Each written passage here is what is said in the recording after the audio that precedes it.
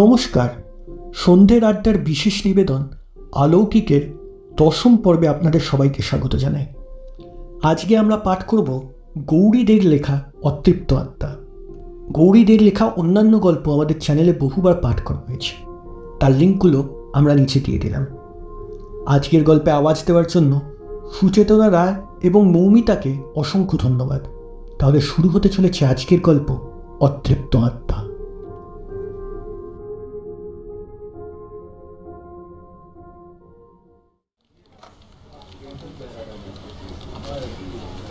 বিখ্যাত এডি কোম্পানির managing director Amit দে তার পার্সোনাল ফাইলটা উল্টাতে কি যেন একটা কাগজ তার কোলের ওপর এসে পড়ল। কৌতূহলী হয়ে তুলে নিয়ে সে দেখল ওটা তার প্রিয় বন্ধু রনেনের 1 বছর আগের চিঠি। রনেন লিখেছিল কারমাটার থেকে। মাইল 5 ভেতরে সে জলের দামে একটা ভূতের বাড়ি কিনেছে। এমনকি 3 দিন কেটেও গেছে, কিন্তু ভূতের দেখা পায়নি। সুতরাং অমিত যদি একবার সময় করে আসতে পারে, তাহলে 2 বন্ধুতে কটা দিন মজা করে কাটানো যাবে। চিঠিটা বন্ধ করে অমিত একটু হাসল। রনেনটা চিরকালই খামখেয়ালি, পয়সার অভাব নেই, যা মন চাইছে তাই করে বেরিয়েছে। কিন্তু ইচ্ছে থাকলেও তার যাওয়া হয়ে ওঠেনি। হঠাৎ তার মনে পড়ল, পরশু তো শুক্রবার, কটা দিন কাটিয়ে গেলে কেমন হয়। মনে হওয়া মাত্রই মনটা নেচে উঠল। সত্যি কতদিন সে কোথাও যায়নি। তখনই ড্রয়ার থেকে তার নিজের নাম লেখার প্যাডটা নিয়ে ও লিখতে বসল। প্রিয় রনেন, আশা করি ভূতেদের হাঁটিয়ে তুমি বেশ মজায় আছিস। একটু দেরি হলেও তোর ডাক উপেক্ষা করার শক্তি আমার নেই জানিস, তাই আমি যাচ্ছি শুক্রবার। এই পর্যন্ত লিখে হঠাৎ ও থেমে গেল। আরে, চিঠি পাওয়ার আগেই তো সে পৌঁছে যাবে। নিজের বোকামোয় নিজেই হেসে ওঠে অমিত। তারপর দলা পাকিয়ে চিঠিটা ফেলে দেয় ওয়েস্ট পেপার বাস্কেটে। রনেনকে সে দারুণ অবাক করে দেবে হঠাৎ পৌঁছে। আনন্দে অমিতের মুখে চাপা হাসি খেলে যায়। কামারটারে পৌঁছাতে প্রায় সন্ধ্যা হয়ে গেল। যানবাহন নেই বললেই চলে। তার ওপর চৌধুরী এস্টেটে যেতে হবে শুনলে রিক্সাওয়ালারা বেঁকে বসে। শেষকালে অতি কষ্টে ডবল টাকায় একটা গরুর গাড়ি জোগাড় করলো। সেও রাজি হলো এক শর্তে, চৌধুরী এস্টেটের অন্তত 1/2 মাইল আগে সে নামিয়ে দেবে তাকে। অমিত তাতেই রাজি। চারিদিক নিস্তব্ধ নির্জন। কদিন পর বোধহয় অমাবস্যা। গরুর গাড়ির ক্যাচ কোচ শব্দ ছাপিয়ে দারোয়ানের রাম রাম মন্ত্র জপ শোনা যাচ্ছে। নিজের মনেই হাসলো অমিত। সত্যি ভূতের ভয়ই এরা মরল। বিশ্রী শব্দ করে থেমে গেল গাড়িটা। অমিত তার ছোট্ট সুটকেসটা হাতে নিয়ে নেমে পড়ল।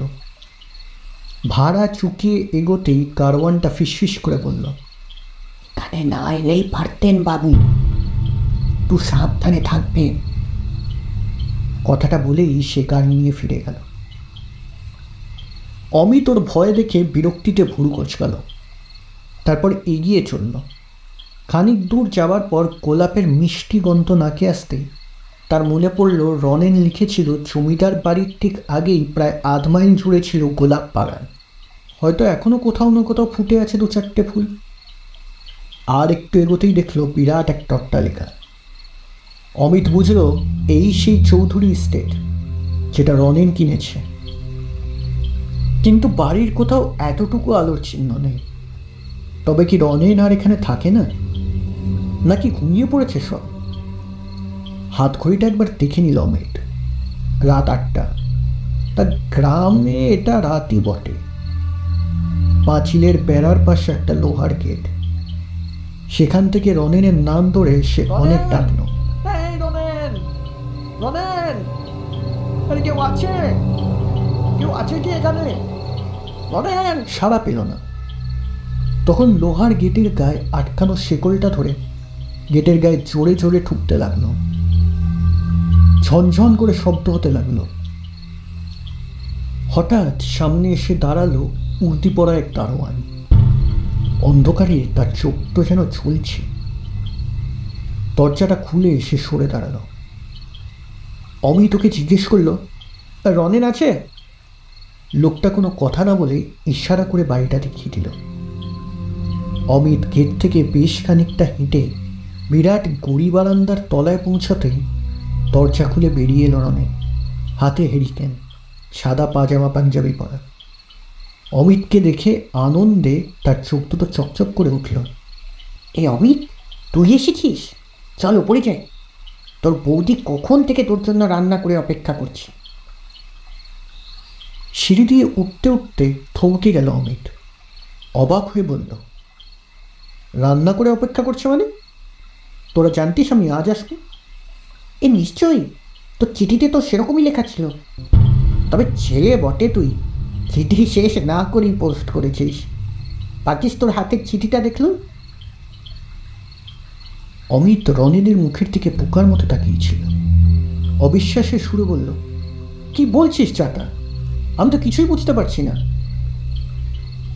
রনেন ওকে টেনে নিয়ে আসে দোতলার বসার ঘরে।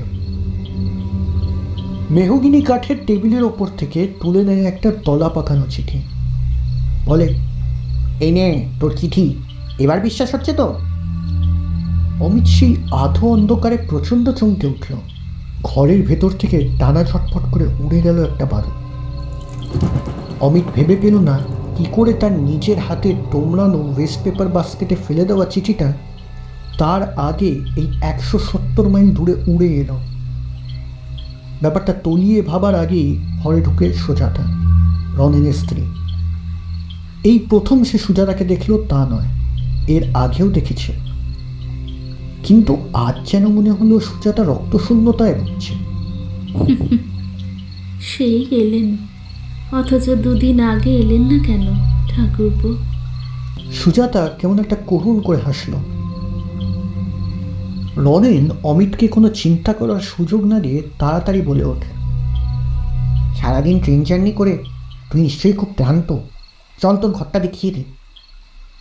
তারপর সুজাতার দিকে ফিরে বলে, সুজাতা, তুমি বরং তাড়াতাড়ি ওর খাবারটা দিয়ে দাও, ও শুয়ে পড়ো, কাল জমিয়ে গল্প করা যাবে, কি বলিস?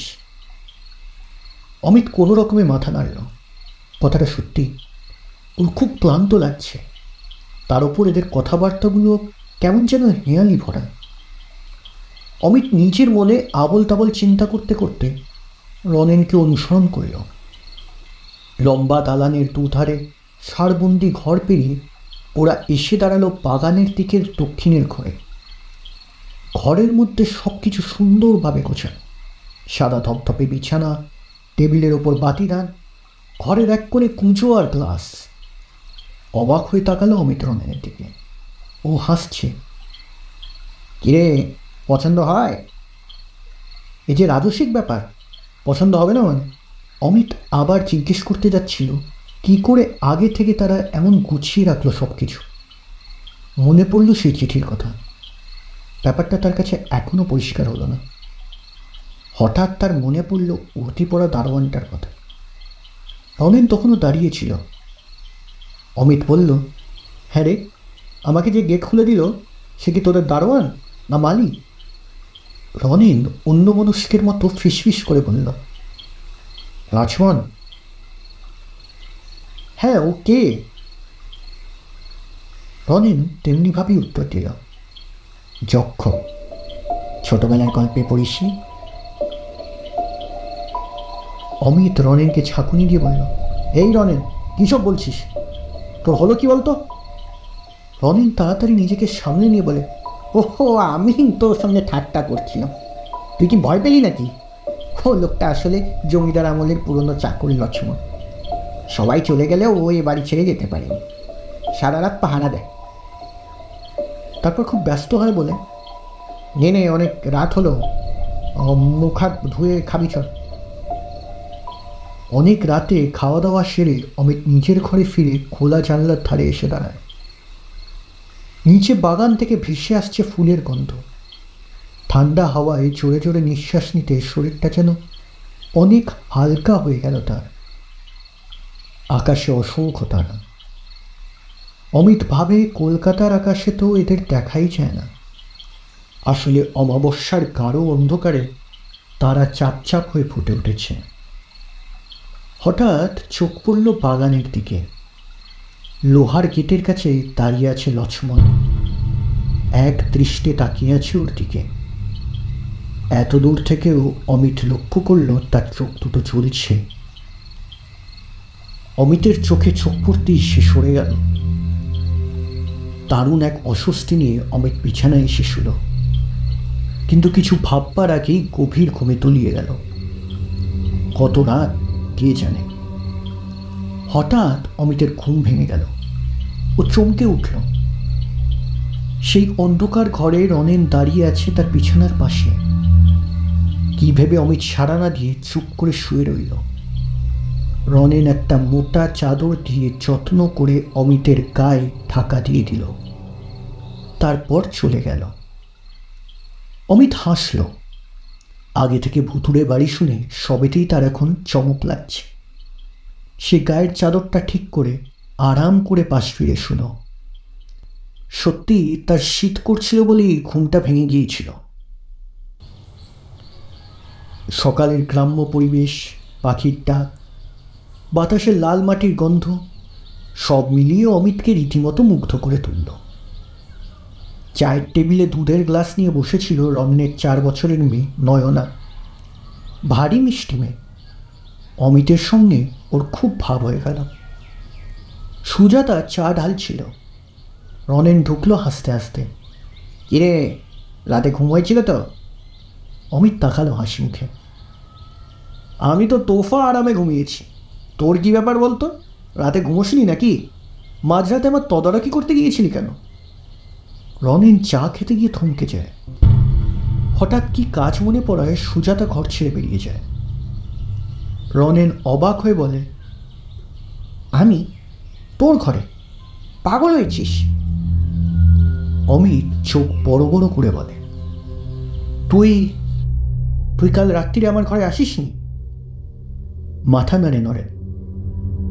তুই তো দরজায় খিল দিয়ে শুয়েছিলিস। অমিত সায় দেয়। এতক্ষণে অমিতের খেয়াল হলো, সত্যি তো। তবে কি সে স্বপ্ন দেখল? কিন্তু তা কি করে হয়? নয়না হাত ধরে টানে। চলো কাকু, বাগানে চলো, আমার সঙ্গে খেলবে। সেই ভালো। নয়না, তুমি বরং কাকুকে বাগানটা দেখাও, আমি ততক্ষণে বাজারটা ঘুরে আসি। নয়না হতভম্ব অমিতকে টানতে টানতে নিয়ে যায় বাড়ির পেছনে, যেখানে আম, জাম, পেয়ারা, কাঁঠালের বড় বড় গাছ। অনেকটা ভেতরে পাঁচিলে গা ঘেঁষে একটা পাথরের কারুকার্য করা ঘেরাটো। তার ভেতরে একটা অগভীর কূপ, তার চারপাশে মার্বেলের বেদি। ভেতরে জাফরি কাটা একটা আড়াল। অমিত বুঝতে পারে এটা জমিদার বাড়ির বধূদের স্নানাগার। কিন্তু এতটুকুও ময়লা নেই কোথাও। মনে হয় রোজ কেউ এখানে স্নান করে। একটু দূরে ছোট্ট একটা শিব মন্দির। শিবের মাথা দিয়ে তখনও জল গড়াচ্ছে। হয়তো সুজাতা রোজ পুজো করে। হঠাৎ খেয়াল হতে অমিত দেখল নয়না নেই। অমিত নয়নার নাম ধরে ডাকতে ডাকতেই ও সাড়া দিল, নয়না, ওই নয়না, নয়না, নয়না, নয়না, কোথায় গেলি? অমিত দেখল নয়না কার সঙ্গে কথা বলে চলেছে নিজের মনে। অমিত কাছে গিয়ে দাঁড়াতেই নয়না বলল, দেখো কাকু, ঝুমুর তোমাকে দেখে পালিয়ে গেল। ঝুমুর কে নয়না? ঝুমুরকে চেনো না? আগে এই বাড়িটা ওদের ছিল। রোজ আমার সঙ্গে খেলা করে, কিন্তু কেউ এলেই ও পালিয়ে যায়। অতি সাহসী অমিতের শরীরেও কাঁটা দিয়ে ওঠে। ও নয়নাকে নিয়ে বাড়ির সামনে চলে আসে। লোয়ার গেট থেকে কাকর বিছানো কি সুন্দর রাস্তা চলে এসেছে বাড়ির সদর পর্যন্ত। দুধারে ঝাউ, গাঁদা, চন্দ্রমল্লিকা, গোলাপের বাগান। অমিতের মন কিন্তু সেদিকে নেই। তার মনে হচ্ছে কোথাও যেন কি একটা ঘটে চলেছে।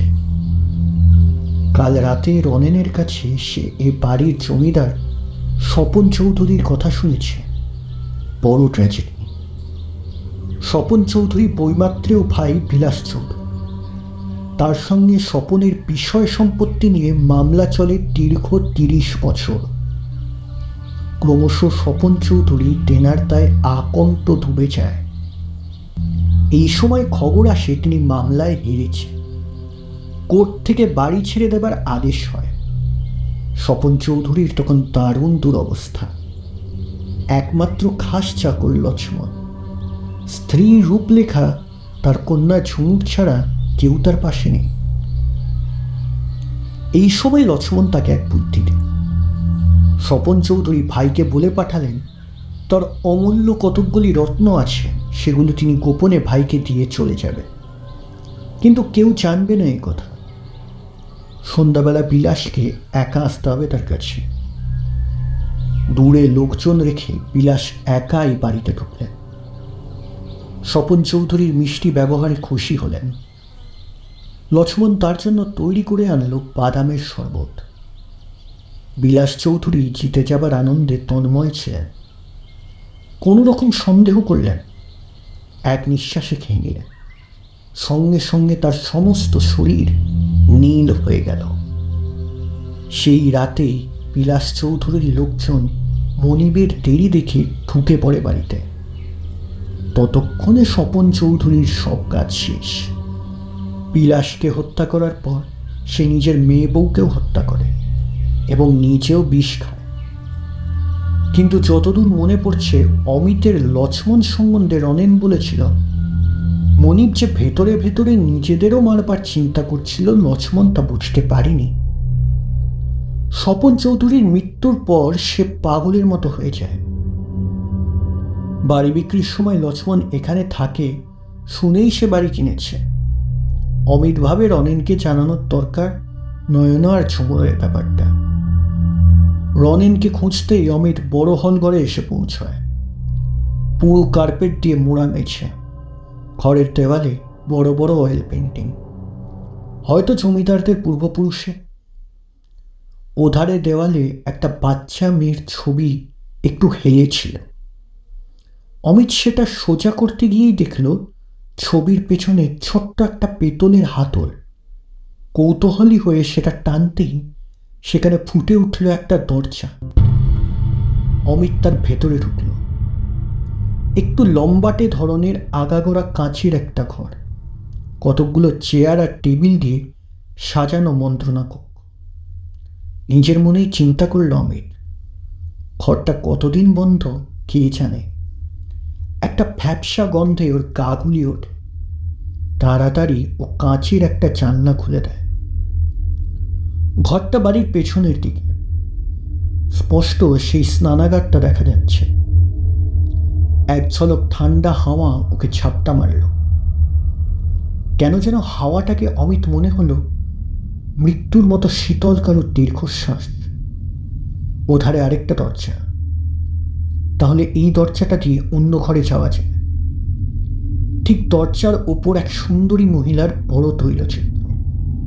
অমিতের মনে হয় ছবিটা যেন চুম্বকের মতো তাকে টানছে। হে কি, ছবিটা কি জীবন্ত? অমিত পরিষ্কার দেখল মহিলার চোখের পাতা ওঠানামা করছে। চোখ দুটো রোগড়ে আবার তাকালো সে। না, কোনো ভুল দেখেনি। দিনের বেলাতে অজানা আতঙ্কে তার গা ছমছম করে উঠল। কিন্তু কি আশ্চর্য, ও এক পাও নড়াতে পারছে না। ওর পা দুটো পাথরের মতো ভারী হয়ে গেছে। কাঁচের জানলাটা হঠাৎ আপনা থেকে বন্ধ হয়ে গেল। চারিদিকে শোনা গেল মেয়ে খিলখিল হাসি। অমিত দেখছে ছবিটা তাকে ডাকছে হাতছানি দিয়ে। অমিত মন্ত্রমুগ্ধের মতো এক পা করে এগিয়ে যেতে লাগলো ছবির দিকে। ছবির ভেতর থেকে দুটি কোমল হাত বেরিয়ে এলো অমিতের গলা লক্ষ্য করে। ঠিক সেই সময় তরাম করে দরজা খুলে এসে দাঁড়ালো সুজাতা। বলল, চলুন, খাবার দিয়েছে। অমিত যেন প্রাণ ফিরে পেল। ছবির দিকে তাকিয়ে দেখল সেখানে জীবনের কোনো লক্ষণই নেই। সুজাতার সঙ্গে নিঃশব্দে সে বেরিয়ে এলো হলঘর ছেড়ে খাবার ঘরে। মনে মনে সুজাতার প্রতি কৃতজ্ঞতায় তার মন ভরে গেল। ঠিক ওই মুহূর্তে সুজাতা না গিয়ে পড়লে তার কি হতো বলা যায় না। কিন্তু মুখে সে কিছুই বলল না, সব ব্যাপারটা নিজের ভেতর লুকিয়ে রাখল। হয়তো সবটাই তার মনের ভুল, নয়তো রনেনরা দিনের পর দিন আছে কি করে এখানে। খেতে বসে অমিত। নয়নার সঙ্গে ঝুমুরের কথা বলার প্রসঙ্গ তুলতেই রনেন সব ব্যাপারটা হালকা করে দেয় হেসে। বলে, বাচ্চা তো, ঝুমুরের গল্প শুনেছে আমার কাছে, তাই হয়তো কল্পনা করেছি। অমিত কিন্তু ব্যাপারটা উড়িয়ে দিতে পারে না। এখানকার সবকিছুই কেমন অদ্ভুত লাগছে তার কাছে। দুপুরের খাওয়া দাওয়া সেরে একটু গড়িয়ে নিল অমিত। কলকাতায় সারাদিন কাজ আর কাজ, বিশ্রাম হয় না। এখানে সুযোগ পেয়েছে, তাই সে বিকেল গড়িয়ে সন্ধ্যা হয়ে এলেও শুয়ে থাকে বিছানায়। এমন সময় দরজায় ঠক ঠক শব্দ। হয়তো সুজাতা বা রনেন চা নিয়ে এসেছে। অমিত চট করে টর্চটা নিয়ে বিছানা ছেড়ে উঠে দরজাটা খোলে। কিন্তু এ কি, লক্ষ্মণ কেন এই সময়? অমিতের বিহ্বল চোখের দিকে এক দৃষ্টে তাকিয়ে লক্ষ্মণ একটা কাঁচের গ্লাস এগিয়ে দেন। বলে, বাদামের শরবত বাবু পাঠালেন। বাদামের শরবত চায়ের বদলে? কেমন খটকা লাগলো অমিতের মনে। আর সুজাতা বা রনের না এসে লক্ষ্মণের হাত দিয়ে পাঠালো কেন? অমিতকে দ্বিধাগ্রস্ত দেখে লক্ষ্মণের চোখ দুটো যেন জ্বলে উঠল। হঠাৎ অমিত শুনল রনেন যেন তাকে বলছে, পালা অমিত, পালা। তখনই তার মনে পড়ে গেল রনেনের কাছে শুনেছিল এই বাদামের শরবতে বিষ মিশিয়ে জমিদার স্বপন চৌধুরী তার ভাইকে হত্যা করেছে। তবে কি লক্ষ্মণ তাকে হত্যা করতে চায়? তাকে পালাতে হবে, কিন্তু কি করে? দরজা আটকে দাঁড়িয়ে আছে লোকটা। অমিত চোখের পলকে পাশ কাটিয়ে ছুটে যায় দাঁড়ান। চিৎকার করে ওঠে, রনেন, তুই কোথায় রনেন? রনেন! ছুটে আসছে লক্ষ্মণ, কান ফাটানো হাসি হাসছে। অমিত রনেনের ঘরের সামনে এসে দেখে দরজা বন্ধ। প্রাণের দায় বন্ধ দরজায় ধাক্কা দিতে দিতেই দরজাটা খুলে যায়। কিন্তু ঘরের মধ্যে কি সাদা কাপড়ে ঢাকা 3টি মৃতদেহ। হতভম্ব অমিতের পাশে এসে দাঁড়িয়েছে লক্ষ্মণ। পাগলের মতো হাসছে সে। শোনো, এরা কেউ আবার মনিব নয়। আমার মনিব ছিলেন একজন, সে রাজা বাবু। আমি ওদের বিষ দিয়েছি, তোমাকেও দেব। এ বাড়িতে রাজা বাবুরা ছাড়া আর কাউকে আমি থাকতে দেব না, বুঝেছ? খপ করে লক্ষ্মণ ওর হাতটা চেপে ধরল। ও কি ঠান্ডা আর শক্ত সেই হাত! অমিতের শরীরে কাঁপুনি লাগলো। হাতটা ছাড়াবার চেষ্টা করলো, কিন্তু অমানসিক শক্তি লোকটার শরীরে। হঠাৎ অমিতের কি মনে হলো, ঘর ছেড়ে বেরোবার সময় টর্চ হাতেই ছিল। সেটা জেলে লক্ষ্মণের চোখের ওপর ফেলতেই হাতটা আলগা হয়ে যায় লক্ষ্মণের। আর সেই সুযোগেই অমিত ছুটে চলে পাগলের মতো। সিঁড়ি পেরিয়ে লোহার গেটের কাছে পৌঁছতে কে যেন তাড়াতাড়ি দরজাটা খুলে দিল। বিভ্রান্ত অমিত তো খেয়াল করল না। লক্ষ্য করলে হয়তো দেখতে পেত যে দরজা খুলে দাঁড়িয়ে আছে রনেন। তার মুখে অমিতের জন্য অজানা আশঙ্কার ছায়া ফুটে উঠেছে। গেট পেরিয়ে অমিত ছুটে চলল রাস্তা ধরে। পেছনে না তাকালেও সে বুঝতে পারল লক্ষ্মণ তার সঙ্গ ছাড়ি। ছুটতে ছুটতে চওড়া পথের ওপর এসে পড়ল। এমন সময় একটা তীব্র আলো আর গাড়ির শব্দ। জ্ঞান হারিয়ে পথের ওপর লুটিয়ে পড়ার মুহূর্তে অমিত দেখল তার পথ রোধ করে দাঁড়িয়ে আছে একটা জিপ। যখন জ্ঞান হলো, অমিত দেখল একটা নরম বিছানায় সে শুয়ে আছে। রাত তখনও গভীর। ওর সামনে বসে আছে মাঝবয়সী এক সুদর্শন পুরুষ। অমিত চারিদিকে তাকিয়ে প্রশ্ন করে, আমি কোথায়? পরক্ষণে কি মনে হতে ধরফর করে উঠে বসতে যায়, পারে না। সমস্ত শরীরে অসম্ভব ব্যথা। লোকটি নরম সুরে বললে, উঠবেন না, আপনি বিশ্রাম করুন, আপনার কোনো ভয় নেই। আমি ব্রিজমোহন, STO। আমার গাড়ির সামনেই আপনি অজ্ঞান হয়ে যান। কি হয়েছিল বলুন তো? অমিত নিজের পরিচয় দিয়ে সব কথা খুলে বলে। শেষে অনুরোধ করে, এই বেলা চলুন, খুনের জায়গাটা দেখবেন, এখনও লাশ পড়ে আছে। এর একটা কিনারা করতেই হবে আপনাকে, যত টাকা লাগে আমি দেব। রনেন যে আমার ভাইয়ের মতো। আবেগে দুঃখে শোকে অমিতের গলা বুঝে আসে। যাব, নিশ্চয়ই যাব, কিন্তু তার আগে বলুন তো, ওই জমিদার বাড়ির সম্বন্ধে আপনি কতটুকু জানেন? অমিত রনেনের কাছে যতটুকু শুনেছিল সবকটাই বলে। সব শুনে চেয়ারে হেলান দিয়ে বসলেন ব্রিজমোহন। দেখো অমিত, তুমি অনেক ছোট, আমার ছেলের বয়সী, তোমাকে তুমি বললে রাগ করবে না তো? অমিত গরম দুধে চুমুক দিতে দিতে বলল, না, আপনি আমাকে তুমিই বলুন। বেশ, তুমি যত দূর জানো তার পরেরটা শোনো। জমিদার বংশ শেষ হবার পর লক্ষ্মণ একদিন গলায় দড়ি দিয়ে আত্মহত্যা করল। অমিত অবিশ্বাসের ভঙ্গিতে বলে, কিন্তু?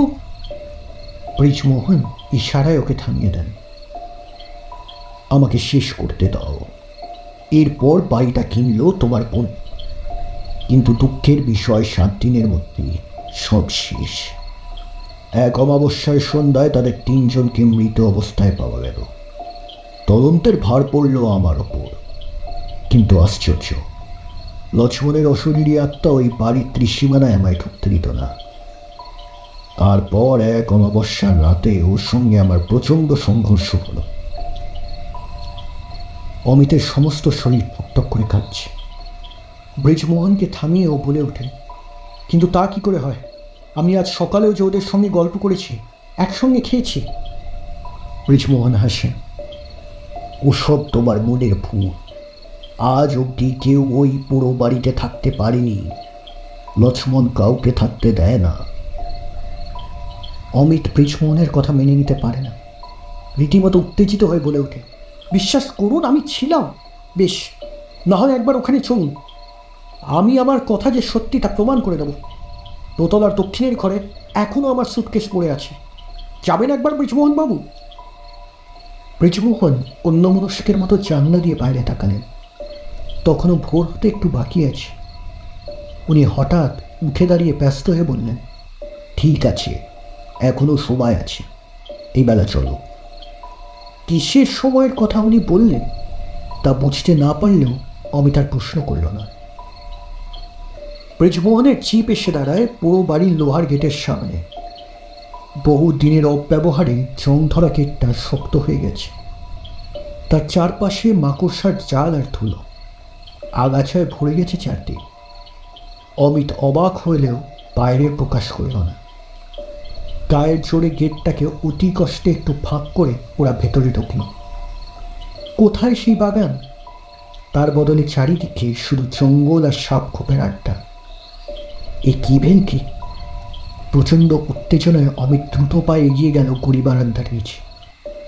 পরশু রাতে যে সদর দরজা খুলে বেরিয়ে এসেছিল রনিন, সে দরজায় ঝুলছে তালা। দেখলেই বোঝা যায় বছরখানেক সে দরজা একবারও খোলা হয়নি। অমিতের মাথার উপর দিয়ে একটা কাল প্যাঁচা চিৎকার করে উঠে গেল। হতভম্বের মতো অমিত তাকালো পেছনে দাঁড়ানো ব্রিজমোহনের দিকে। তার মুখ চোখে তখনও লেগেছিল হাসি। অমিত তাকে কি যেন বলতে গিয়ে থেমে গেল। দরজার ওপাশে ওটা কি? তার সুটকেস না? দ্রুত পায়ে এগিয়ে গিয়ে সেটা খুলে ফেলল অমিত। এই কি! ঠিক যেমনভাবে সে কলকাতা থেকে জামা কাপড় গুছিয়ে এনেছিল, ঠিক তেমনই পাট না ভাঙা অবস্থায় গোছানো রয়েছে প্রত্যেকটি জামা কাপড়। অথচ তার পরিষ্কার মনে আছে এই 2 দিন সে নিজের হাতে এগুলোকে ব্যবহার করেছে। সুটকেসের দিকে তাকিয়ে পাথরের মতো দাঁড়িয়ে থাকে সে। ব্রিজমোহন এগিয়ে এসে ওর কাঁধে হাত রেখে স্নেহের সুরে বললেন, চলো, তোমাকে স্টেশনে পৌঁছে দিয়ে আসি। ডাউন ট্রেন আসার সময় হয়ে গেছে। মন্ত্রমুগ্ধের মতো বিনা বাক্য ব্যয় অমিত ব্রিজমোহনকে অনুসরণ করেন। এমনকি ট্রেনের কামরায় বসেও তার খেয়াল হয় না টিকিটটাও কেটে দিয়েছেন ব্রিজমোহন। যখন খেয়াল হলো তখন ব্রিজমোহন চলে গেছে। অমিত দেখল ঠিক জানলার সামনেই দাঁড়িয়ে আছে স্টেশন মাস্টার। গার্ড হুইসেল দিয়ে দিয়েছে। অমিত ব্যস্ত হয়ে ডাকে, শুনছেন? স্টেশন মাস্টার নিজে বাঙালি, তাই বাঙালি দেখে কৌতূহলী হয়ে এগিয়ে আসে। কি ব্যাপার? আমার একটা কাজ করে দেবেন দয়া করে। ভ্রু কুঁচকে ওঠে স্টেশন মাস্টারের। বলিয়ে কি কাজ? দয়া করে এসডিও ব্রিজমোহন বাবুকে আমার অসংখ্য ধন্যবাদ জানাবেন। উনি আমাকে রীতিমতো ঋণী করে রাখলেন। কেমন একরকম করে যেন তাকালো স্টেশন মাস্টার আমাদের দিকে। তারপর চলে যেতে যেতে বলল, পাগলের পাল্লায় পড়া গেল। হ্যাঁ, যে লোক আজ 9 মাস আগে খুন হয়ে গেছে তাকে ধন্যবাদ দিতে যেতে হবে আমাকে। চত্বর সব। অমিত আর একবার থরথর করে কেঁপে ওঠে।